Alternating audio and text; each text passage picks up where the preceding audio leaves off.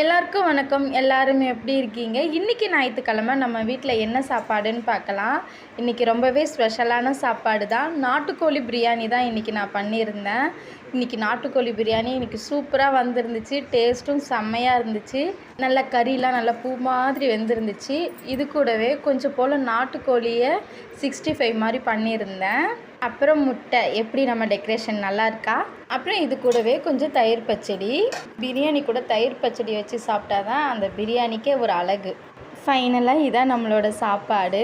வாழை இலையை விரிச்சாச்சு. நல்லா சூடாக செஞ்ச நாட்டுக்கோழி பிரியாணியை போட்டாச்சு. பிரியாணியில் எப்போவும் பீஸு தான் ரொம்ப முக்கியம். அதனால் பீஸ் நான் கொஞ்சம் நிறையாவே வச்சுக்கிட்டேன். அப்புறம் நாட்டுக்கோழி 65, அப்புறம் முட்டை 3 பீஸ் முட்டை எடுத்துக்கிட்டேன். எனக்கு முட்டை ரொம்ப பிடிக்கும். அப்புறம் தயிர் பச்சடி.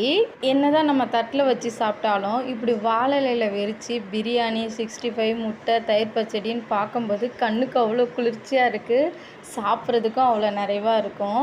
அப்புறம் என்ன சாப்பிட வேண்டியதான்.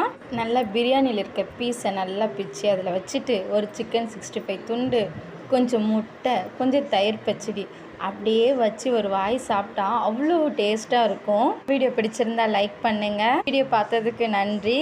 பாய்.